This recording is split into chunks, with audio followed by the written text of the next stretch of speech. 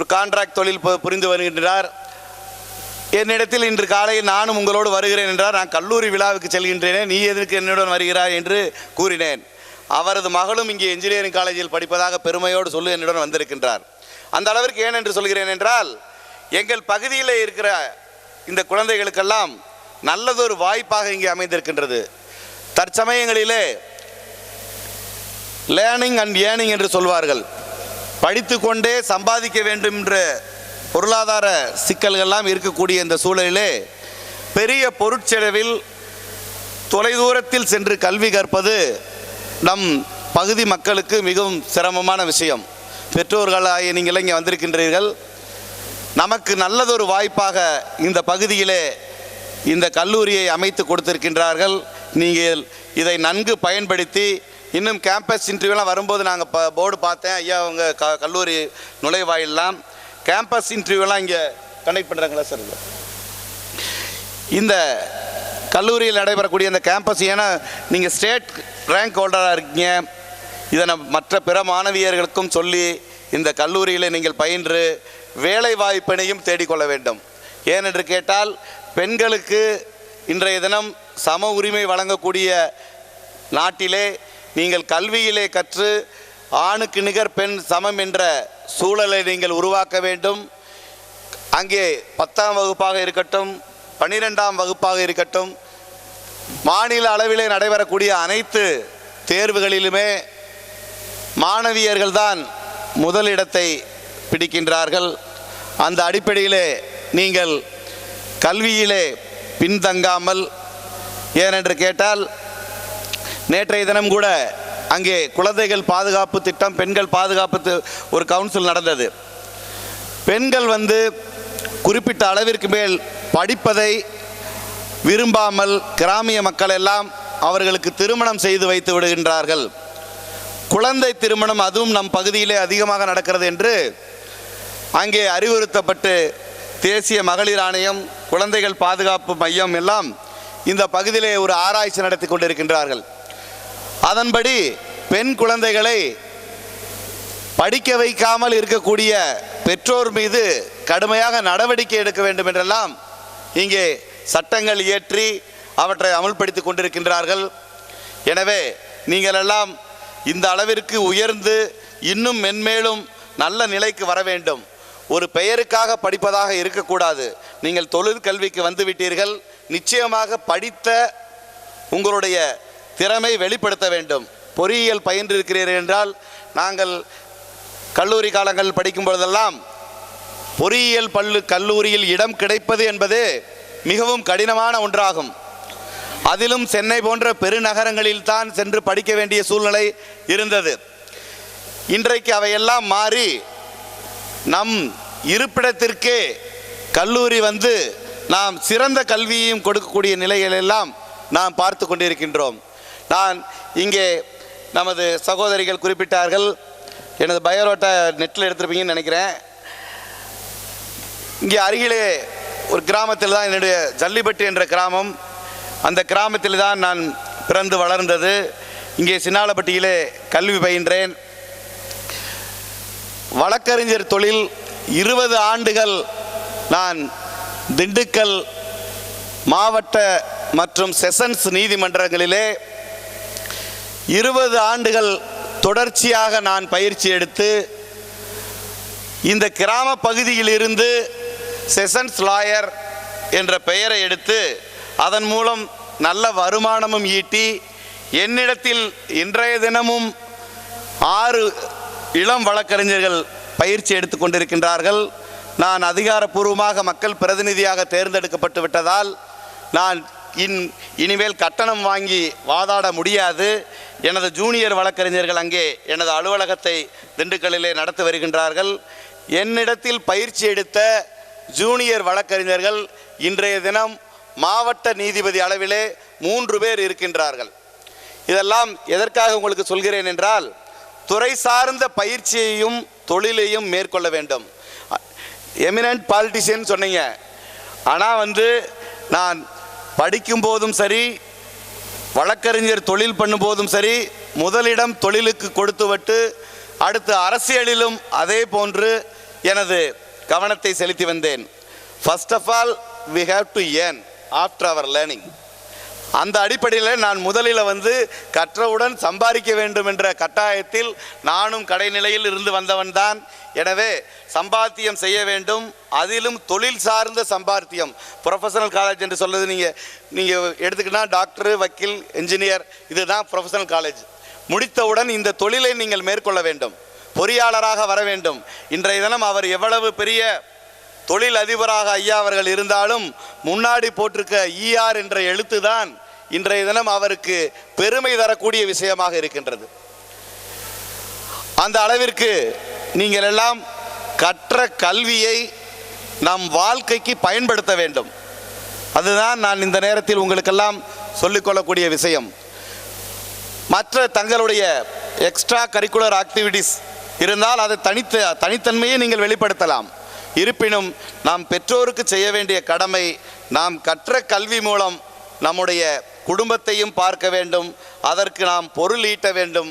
இந்த அடிப்படையிலே நீங்கள் கல்வி கற்பது நாம் முன்னேறுவதற்காகத்தான் என்ற நல்லதொரு நோக்கோடு நீங்கள் நல்ல முறையில் கல்வியை கற்று அதன் மூலம் நீங்கள் உங்கள் பெற்றோருக்கும் நாட்டிற்கும் சேவை செய்ய வேண்டும் என்று இந்த நல்ல நேரத்தில் கேட்டுக்கொள்கின்றேன்.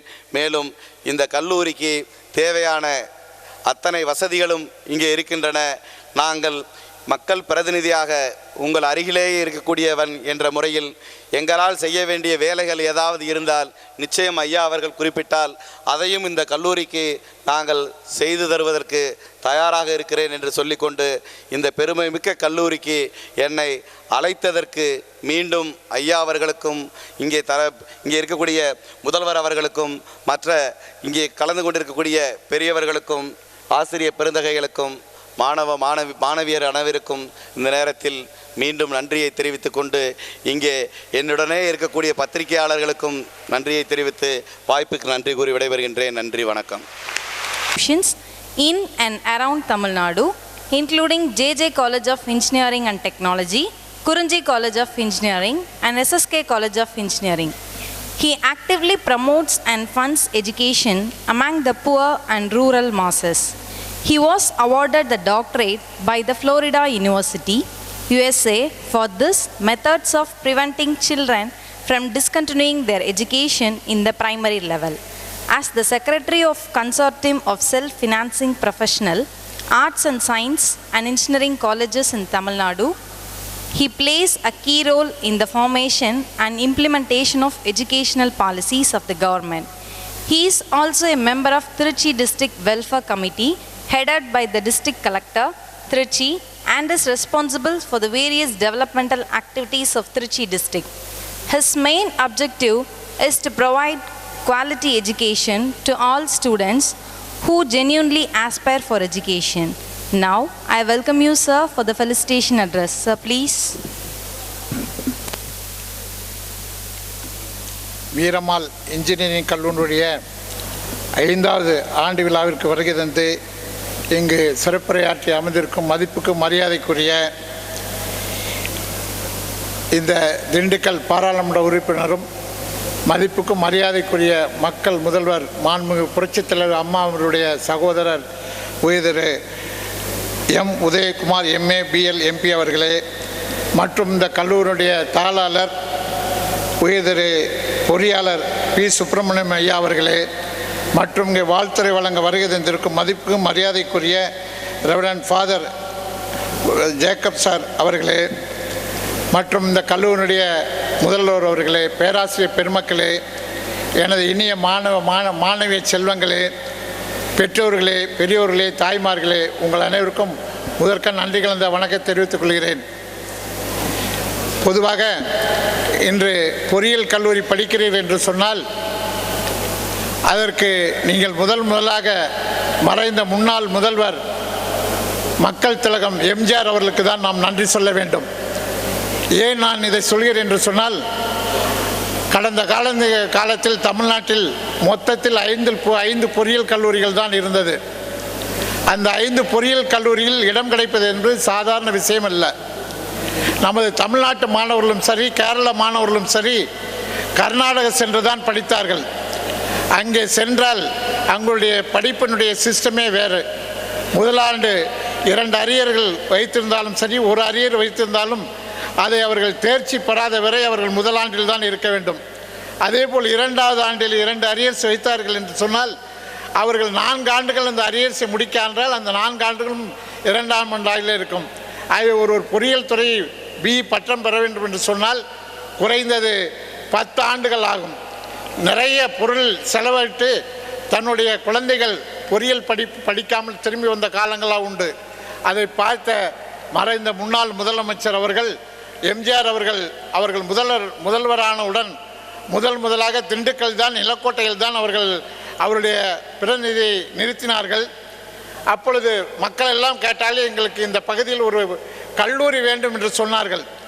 அப்பொழுது எம்ஜிஆர் அவர்கள் முதல்வரானவுடன் அதிகாரிகள் அழைத்து நாம் கல்லூரி ஆரம்பிக்க வேண்டும், அதற்கு என்ன வழி வகை என்று கேட்டார்கள். அப்பொழுதெல்லாம் அதிகாரிகள் எப்பொழுதும் சொல்வது போல அதுக்கு வழி இல்லை, நீதி இல்லை, ஆகவே ஆரம்பிக்க முடியாது என்று சொன்னார்கள். ஆகவே இதற்கு ஒரு வழிகாண வேண்டும் என்பதற்காக தான் தனியார் பொறியியல் கல்லூரியும் தனியார் மருத்துவக் கல்லூரியும் தமிழ்நாட்டில் உண்டாக்கினார்கள். அப்பொழுது முதலாக ஒரு 5 பொறியியல் கல்லூரியும் 3 மருத்துவக் கல்லூரியும் கொடுத்தார்கள். அப்படி அவர்கள் பொறியியல் கல்லூரி கொடுக்கவில்லை என்று சொன்னால் நீங்கள்லாம் இங்கே படிக்க முடியாது, உங்களுக்கெல்லாம் நீங்கள் பொறியாளராக முடியாது, உங்களுடைய கனவுகள் நிறைவேறாது. ஆகவே அந்த வகையில் தமிழ்நாட்டில் தனியார் பொறியியல் கல்லூரியை ஆரம்பித்தது அதற்காக மறைந்த முன்னாள் முதல்வர் எம்ஜிஆருக்கு நாம் நன்றி சொல்ல வேண்டும். அவர்கள் அந்த நல்ல நோக்கத்தில் ஆரம்பித்ததன் காரணமாக தமிழ்நாட்டில் நமது ஐயா சுப்பிரமணியம் போன்றவர்களெல்லாம் கல்லூரி ஆரம்பித்து நமது மாணவர்கள் பொறியியல் துறையில் பட்டம் பெற்றார்கள். பட்டம் பெற்றது மட்டுமல்லாமல் இங்கிருந்து இந்த பகுதியிலிருந்து திண்டுக்கலை பார்க்காதவர்கள் கூட பெற்றோரெல்லாம் அமெரிக்காவை பார்த்து விட்டார்கள். ஏனென்றால் அதுக்கு பொறியியல் துறை தான் காரணம். இந்தியா ஒரு காலத்தில் 3 பக்கம் கடலால் சூழ்ந்த நாடு என்று சொல்லாமல் 3 பக்கம் கடனால் சூழ்ந்த நாடு என்று சொல்வார்கள். ஆனால் பொறியியல் துறையின் நமது மாணவ செல்வங்கள் மாணவிகள்லாம் பட்டம் பெற்று அவர்கள் அமெரிக்கா சென்றவுடன் அந்த பெற்றோர்கள் திண்டுக்கலை பார்க்காதவர்கள் அமெரிக்காவை பார்த்தார்கள். அதேபோல் தமிழகத்தின் பொருளாதாரம் உயர்ந்தது. தமிழகத்திலும் கேரளாவிலையும் பொருளாதாரம் உயர்ந்தது. அந்த உயர்ந்ததன் காரணமாக இந்தியாவின் பொருளாதாரம் உயர்ந்தது. இந்தியாவின் பொருளாதாரம் உயர்ந்ததன் காரணமாக இந்திய நாடு ஒரு வல்லரசு நாடாகி இன்று நாம் மற்ற நாடுகளுக்கு கடன் கொடுக்கும் நாடாக, கடன் பெற்ற நாடை விட கடன் கொடுக்கும் நாடாக மாறியது. அதற்கெல்லாம் காரணம் இந்த பொறியியல் பட்டப்படிப்பு தான். அதை தோற்றுவித்த நமது ஐயா சுப்பிரமணியம் போன்றவர்கள் தான் காரணம். நமது சுப்பிரமணிய ஐயா அவர்கள் வயது 75 என்று சொன்னார்கள். ஆனால் அவரை பார்த்தால் 75 மாதிரி தெரியவில்லை. ஒரு இளைஞரை போல் நடை உடை இருக்கிறது. எனக்கு கூட 66 வயது ஆகிறது. நான் கூட நினைத்தேன் அவர் வயதில் நாமெல்லாம் இருப்போமா, இல்லை எங்கும் சென்று விடுவோமா என்ற ஒரு எண்ணம் கூட இருக்கிறது. ஆகவே அவர்கள் வெளிநாட்டில் சென்று தொழில் செய்தாலும் நாம் பிறந்த மண்ணுக்காக ஏதாவது செய்ய வேண்டும். நாம் பணம் ஈட்டினால் மட்டும் போதாது, அந்த ஈட்டிய பணத்தை நம் தாய் நாட்டில், அதன்தான் இதற்கு மதர் இந்தியா என்ற இந்த ஆடிட்டோரியத்தை வைத்திருக்கிறார்கள். வெளிநாட்டில் சென்றதன் காரணமாக அவர் இந்தியாவை நேசித்து மதர் இந்தியா என்று இந்த ஆடிட்டோரியத்தை வைத்திருக்கிறார்கள். ஆகவே ஈட்டிய பணத்தை நாம் அவர் வெளிநாட்டில் அமெரிக்காவில் இருந்திருந்தால் நல்ல சௌரியமாக எந்த தொல்லை இல்லாமல் காலையில் வந்தால் இந்த மாணவி செல்வங்கள்லாம் படிக்குதா படிக்கலையா, காலேஜுக்கு வந்துதா வரலையா, இந்த கவலையெல்லாம் இல்லை, சௌரியமாக இருக்கலாம். ஆனால் அதையெல்லாம் விட்டுவிட்டு இந்த மண்ணிற்கு நமது மாண்புமிகு எம்பி அவர்கள் சொன்னது போல் நாம் பிறந்த மண்ணுக்கு ஏதாவது செய்ய வேண்டும். ஆகவே நாம் ஈட்டிய பொருளை இந்த மண்ணில் நாம் செலவு செய்ய வேண்டும் என்று அமெரிக்காவிலிருந்து இங்கே வந்து இந்த 75 வயதிலும் ஒரு கல்வி நிலையத்தை நிறுவி இந்த பகுதி மக்களுக்காக செய்கிறார்கள் என்று சொன்னால் அதை நாம் பாராட்ட வேண்டும். ஏன் கொஞ்சம் கைத்தட்டலாமே? உங்களுக்காக தானே. நீங்கள்லாம் அமெரிக்கா போனீங்கன்னா திரும்பி பார்ப்பீங்களா? உங்கள் அப்பா அம்மாவை திரும்பி பார்க்க மாட்டீங்க, நிச்சயமாக வரமாட்டீங்க. நிறைய மாணவர்கள், எங்களிடம் படித்த மாணவர்கள் நிறைய பேர் அமெரிக்கா சென்று பணியாற்றுகிறார்கள். ஆனால் அவருடைய பெற்றோர்கள் திருமணம் செய்ய வேண்டும், நீ தயவு செய்து இங்கே வந்து திருமணத்தை செய்து கொண்டாது போய் என்று சொன்னால் வர மறுக்கிறார்கள். அப்படிப்பட்ட சூழ்நிலை அவர்கள் வெளிநாட்டில் பயின்று அவர்கள் எம்எஸ் படித்து அங்கே பொருளை ஈட்டி அவங்களுடைய குழந்தைகள்லாம் நன்றாக இருக்கிறார்கள், நன்றாக சம்பாதிக்கிறார்கள். அவர்கள் குழந்தைகள்லாம் விட்டுவிட்டு தனி மனிதமாக இந்த மண்ணிற்கு ஏதாவது செய்ய வேண்டும் என்று இங்கு வந்து உங்களுக்காக அவருடைய அர்ப்பணித்துக் கொண்டிருக்கிறார்கள். அப்படிப்பட்ட பாராட்டுவதற்கு உங்களுக்கு மனமில்லை. ஏன்னா இன்னைக்கு சேவைக்கு எப்போவுமே கேட்டு வாங்க வேண்டியிருக்குது. சேவை என்பது கேட்டு வாங்க வேண்டியிருக்கு. முதல்ல நீங்கள் யாரையும் பாராட்ட கற்றுக்குங்க. இப்போ நான் கூட மாணவ செல்வங்களை சொல்கிறது, தப்பு பண்ணால் கூட நீ நல்லா தப்பு பண்ணியிருக்கப்பா அப்படின்னு சொல்லணும். அப்போ தான் அவன் அடுத்தாப்புல தப்பு பண்ண மாட்டாங்க. அதனால் அவர் வெளிநாட்டிலிருந்து இங்கே வந்து இந்த மாணவ செல்வங்களுக்காக சொன்னார், எல்லா லேப் வசதியும் இருக்குன்னார். இப்போ கடந்த ஆண்டு 100 குழந்தைகளுக்கு நான் பிளேஸ்மெண்ட் வாங்கியிருக்கேன் என்று அறிக்கையில் கூறியிருக்கிறார்கள், வாங்கி கொடுத்திருக்கிறார்கள். அவர்களெல்லாம் உங்களுடைய குழந்தை, அவருடைய குழந்தைகளா? எல்லாம் அவருடைய பேத்தி தான். அதனால் இந்த குழந்தைகள் பயன்பெற வேண்டும். இந்த பகுதி பிற்பட்ட பகுதியாக இருக்கிறது. இந்த பகுதியில் படிக்கக்கூடிய மாணவ செல்வங்கள் நன்றாக கல்வி பயின்று வெளிநாட்டில் செல்ல வேண்டும் என்ற எண்ணத்தில் தான் அவர்கள் செய்கிறார்கள். ஆகவே அவர்களை நான் பாராட்ட வேண்டும். அதேபோல் தாய் தந்தையரை மதித்து அவருடைய அப்பா அம்மா பேரில் வைத்திருக்கிறார்கள். உள்ளே நுழையும் போது கூட, ஏனென்றால் இன்றைக்கி நிறைய முதியோர் இல்லங்கள் வந்து கொண்டிருக்கிறது. நல்லா நினச்சி பாருங்கள், முதியோர் இல்லங்கள் நிறைய வந்து கொண்டிருக்கிறது. அப்படிப்பட்ட சூழ்நிலையில் தன் பெற்ற தாய் தந்தையை மறக்காமல் உள்ளே நுழையும் போது உங்களை போன்றவர்களுக்கு தந்தைக்கும் தாய்க்கும் செய்ய வேண்டும், அவருடைய மறக்கக்கூடாது என்பதற்காக மாலை அணிவித்து உள்ளே வந்திருக்கிறார்கள். அதைவிட ஒரு காலத்தில் அடுப்பூதும் பெண்களுக்கு எது கல்வி என்று சொன்னார்கள். ஆனால் அதை மாற்றி பெண்கள் எப்பொழுது முன்னேற்றம் அடைகிறார்களோ அப்பொழுதுதான் இந்த சமுதாயம் முன்னேற்றம் அடையும், இந்த நாடு வளர்ச்சி அடையும், நாடு நன்றாக வளரும் என்பதற்காக தான் அவர்கள் பெண்களுக்காகவே ஒரு தனி பொறியியல் கல்லூரி ஆரம்பித்து நடத்தி கொண்டு இருக்கிறார்கள். ஏனென்றால் ஒரு பெண்ணுடைய கல்வி என்பது ஒரு குடும்பத்தினுடைய கல்வியாகும். ஒரு பெண்ணுக்கு கல்வி கொடுத்தால் அந்த குடும்பத்தினுடைய கண் திறக்கப்படுகிறது. அந்த ஒரு குழந்தையுடைய கல்விக்காக பெண்களுக்கு மாணவிகளுக்கு கல்வி கொடுக்கும் பொழுது அந்த குடும்பத்தினுடைய கண் திறக்கப்படுகிறது. நிறைய குடும்பத்தை நான் பார்க்கிறோம், மிகவும் ஏழ்மையில் இருப்பார்கள். அந்த குழந்தை படித்தவுடன் பட்டம் பெற்று 4ஆம் ஆண்டு போகும் பொழுது அவர்களுக்கு கேம்பஸ் சென்டரில், இந்த மாதிரி கல்லூரியில் கேம்பஸ் சென்டரில் 30,000 சம்பளத்தில் வேலை கிடைக்கிறது. அந்த குடும்பத்தில் நன்றாக நினைத்து பாருங்கள். ஏழ்மையில் இந்த குடும்பம் இன்று பணக்கார குடும்பமாக இருக்கிறது. அந்த மாணவிகளாகட்டும் மாணவராகட்டும் வெளிநாட்டு சென்று நல்லா சம்பாதிக்கும் பொழுது தன்னுடைய அப்பா அம்மா நன்றாக இருக்க வேண்டும் என்பதற்காக அவர்களுக்கு நல்ல வசதி செய்ய கொடுப்பதற்காக சொந்த வீடு வாங்கி கொடுக்கிறார்கள். வெளியே செல்வதற்கு சைக்கிள் கூட இல்லாதவருக்கு இன்னைக்கு காரில் சென்று கொண்டிருக்கிறார்கள். எனக்கு தெரிந்த ஒருவர் கடந்த காலத்தில் அவர் சூப்பர் மார்க்கெட்டில் சேல்ஸ்மேனாக வேலை பார்த்தார்.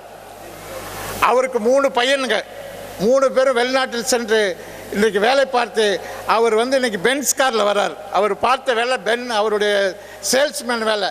இன்றைக்கி 3 மகனும், ஒரு பையன் இன்ஃபோசிஸில் டாப் பொசிஷனில் இருக்கார், ஒரு பையன் டாடா இன்ஃபோடெக்கில் டாப் பொசிஷன்ஸில் இருக்கார். அவங்க 3 பேரும் சம்பாதிச்சு தன்னுடைய தகப்பனாருக்கு பென்ஸ் கார் வாங்கி கொடுத்துருக்கார். ஒரு சேல்ஸ்மேன், ஒரு சூப்பர் மார்க்கெட்டில் சேல்ஸ்மேன் இன்றைக்கி பென்ஸ் காரில் போகிறார். அந்த சூப்பர் மார்க்கெட்டுடைய தனி அதிகாரி இருக்கிற MD IAS படித்தவர் இன்றைக்கி சாதாரண காரில் போகிறார், அரசு காரில். ஆனால் சேல்ஸ்மேன் இன்றைக்கி பென்ஸ் காரில் போகிறார். அதுக்கு என்ன காரணம் தான்? இந்த பொறியியல் துறை தான். பொறியியல் படித்ததின் காரணமாக தான் அவருடைய வாழ்க்கை முன்னேறி இருக்கிறது. அது பெண்களுக்கு என்பது நிறைய பேர் இந்த சமுதாயம் நன்றாக வளர வேண்டும் என்று சொன்னால், எந்த ஒரு நாடு முன்னேறி இருக்கிறது என்று சொன்னால், பெண்கள் எங்கே அதிகம் படித்திருக்கிறார்களோ, அதிக பணியை ஏற்படுத்தியிருக்கிறார்களோ அந்த நாடு தான் முன்னேற்ற நாடாக இருக்கும். ஆகவே இந்த வகையில் பார்க்கும்போது நமது இந்தியா பெண்கள் எல்லாருக்கும் ஒரு முன் உதாரணம். அது இங்கே சொன்னாங்க, only girls, lady girls college ரொம்ப நல்லது. ஏன்னா இன்றைக்கி படிக்கக்கூடியவர்கள் மாணவர்கள் தான் நிறைய அதிக மதிப்பெண்கள் வாங்குகிறார்கள். இப்போ கூட பார்த்தேன் 7வது ரேங்க் வாங்கியிருக்கிறார்கள். உண்மையிலே இது கோ எஜுகேஷனாக இருந்தால் 7வது ரேங்க் வாங்க முடியாது.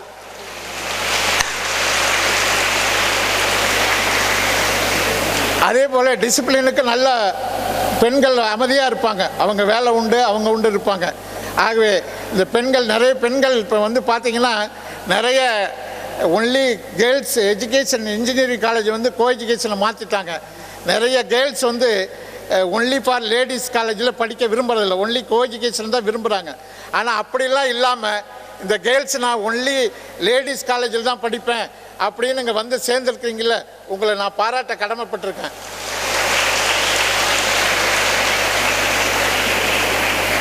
இது என்ன தெரியுதுன்னா, உங்களுடைய பெற்றோர்களுக்கு தான் அது பாராட்டு. நல்ல குழந்தைகளை பெற்றிருக்கிறார்கள், நன்றாக வளர்த்திருக்கிறார்கள். இந்த பெருமையெல்லாம் உங்களுடைய பெற்றோர்களுக்கும் உங்களுக்கும் சேர் என்பதை இந்த நேரத்தில் தெரிவித்துக் கொள்கிறேன். ஏனென்றால் இன்று எதிலுமே பெண்கள் தான். இதில் பிரதமராக இருந்திருக்கிறார்கள் மாண்புமிகு இந்திரா காந்தி அவர்கள். நமது மக்கள் முதல்வர் அவர்கள் உங்களுக்கு நன்றாக தெரியும், தமிழ்நாட்டை ஒரு நல்ல வழியில் கல்விக்காக நிறைய செய்து கொண்டிருக்கிறார்கள். மாணவ செல்வம் நன்றாக படிக்க வேண்டும், அதுவும் பெண்கள் முன்னேற்றத்திற்காக நிறைய செய்திருக்கிறார்கள். இப்பொழுது கூட இந்திய திருநாட்டின் மனித மேம்பாட்டுத்துறை அமைச்சர் அவர்கள் பெண் தான். ஆகவே எல்லா வகையிலும் பெண் தான். ஆகவே உங்களுக்கு நிறைய வாய்ப்புகள் இருக்கிறது. வாய்ப்பை நீங்கள் பயன்படுத்தி கொள்ள வேண்டும். படிக்கும் பொழுது படிப்பை தவிர வேறு எதையும் நினைக்கக்கூடாது. ஏன்னா இன்றைக்கி நிறைய பெண்களுக்கு எங்களுக்கு கல்லூரி நிறுவனம் நடத்துறதுக்கெலாம் எது எதிரின்னா இந்த செல்ஃபோனு லேப்டாப்பு தான். செல்ஃபோன் தான் மெயின். அதுவும் கேர்ள்ஸு செல்ஃபோனுங்க பேசும்போது அலோம்பாங்க, அப்புறம் அலோ அலோ அலோ அலோ அப்படின்னே போயிடுவாங்க. என்ன தான் பேசுவாங்க என்னதான்னு தெரியல. ஆனால் இந்த செல்ஃபோனுங்கெல்லாம் நாங்கள்லாம் அலோவ் பண்ணுறது கிடையாது. இங்கே என்ன பண்ணுறாங்கன்னு தெரியாது. செல்ஃபோனு லேப்டாப்பும் அலோவ் பண்ணுறதே கிடையாது. நல்லது ஏதோ அது நல்லதுக்கு பயன்படுத்தினா பரவாயில்ல. ஆனால் நாங்கள்லாம் செல்ஃபோனு அலோவ் பண்ணுறதில்ல. ஹாஸ்டல்லேருந்து எயிட் பண்ணிடுவோம், செல்ஃபோனு அலோவ் பண்ணுறதில்ல. ஆனால் இங்கே இருக்கிற குழந்தைகள்லாம் நல்ல குழந்தைகள், நிச்சயம் தவறான வழிக்கு போக மாட்டாங்க. நிறைய நல்ல குழந்தைகள் நிச்சயம் பார்க்கும்போதே தெரியுது, ரொம்ப அமைதியாக நல்லா இருக்காங்க. அதனால தான் most of the students, Kerala students are joining here. Why? Because of discipline, result and placement. Because of these three from Kerala, all the students are joined here to study a good college. அதனால் உங்களுக்கு நிறைய வாய்ப்புகள் இருக்குது. ஏன்னா இன்றைக்கி placement நிறைய இன்றைக்கி எல்லா கல்லூரிலையும் கிடையாது. இங்கே உங்களுக்கு வாய்ப்பு பயன்படுத்தி கொடுத்துருக்காங்க. ஏன்னா எனக்கு நல்லா தெரியும், தமிழ்நாட்டில் இன்றைக்கி ஒரு காலத்தில் ஒரு பையன் நாங்களாம் பிளேஸ்மெண்ட்டுக்கு வரமாட்டான். ஏன்னுக்கு அடுத்த நாள் கூப்பிட்டு ஏப்போ வரலன்னு கேட்டால், இந்த கம்பெனி என்ன சார் 30,000 தான் தர்றாங்க, எங்களுக்கு இதை விட நல்ல கம்பெனி வரும் 50,000 ரூபாயில், we are going for thatம்பாங்க. இன்றைக்கி அப்படி இல்லை. மேனேஜ்மெண்ட்டு தான் உங்களுக்கு வேலை கிடைக்கணும்னு கஷ்டப்படுறாங்க. ஐயா பெரியவர் சுப்பிரமணிய ஐயா இந்த பிளேஸ்மெண்ட்டை 100 பேர்த்துக்கு கொண்டு வர்றதுக்கு உங்களுக்கு தெரியாது. அதனுடைய பின் எப்படி கொண்டு வந்தாங்கன்னு எங்களுக்கு தான் தெரியும்.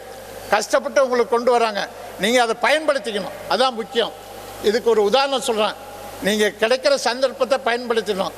எங்கள் கல்லூரியில் ஒரு பெண்ணு ஒரு சுதந்திர தினத்துக்கு நான் பேசுகிறேன். நம்ம கல்லூரியிலிருந்து யாராவது ஒருவர் நிச்சயமாக நீங்கள் ஐஏஎஸ்ஸோ ஐபிஎஸ்ஸோ படிக்கிறனா காலேஜ் நாங்கள் ஹெல்ப் பண்ணுறோம், உங்களுக்கு ஸ்பான்சர் பண்ணணும்னு சொன்னோம். பேசின அடுத்த நாள் ஒரு பொண்ணு வந்தது என்கிட்ட, சார் நான் ஐஏஎஸ் படிக்கணும்னு விரும்புகிறேன், எனக்கு உதவி பண்ணுங்கன்னு சொன்னிச்சு. அப்போ நாங்கள் அந்த பொண்ணு செலவுக்காக 1 லட்ச ரூபா டிடி எடுத்து அதை டெல்லிக்கு அனுப்பிச்சு படிக்க வச்சோம். பட் அந்த டெஸ்ட்டில் அது பாஸ் ஆகல, ஃபெயில் ஆகிடுது.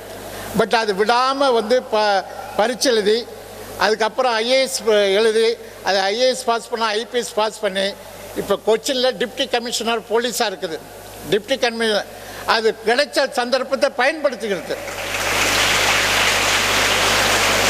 எதுக்காக உங்களுக்கு சொல்கிறேன்னா, சந்தர்ப்பம் வரும் பொழுது நீங்கள் பயன்படுத்திக்கணும். அதை பயன்படுத்த தவறிக்கிட்டீங்கன்னு சொன்னால் அப்புறம் சந்தர்ப்பம் கிடைக்காது. அதனால் நீங்கள் இந்த வயசில் படிக்க வேண்டிய வயசில் படிக்கணும். சந்தர்ப்பம் கிடைக்கும்போது அதை வச்சு ஏறிக்கணும். அதுக்கு இன்னொரு உதாரணம் சொல்கிறோம். இப்போ உங்களுக்கு எல்லாத்துக்கும் தெரியும், இந்த சிவகார்த்திகேயன் தெரியுமா?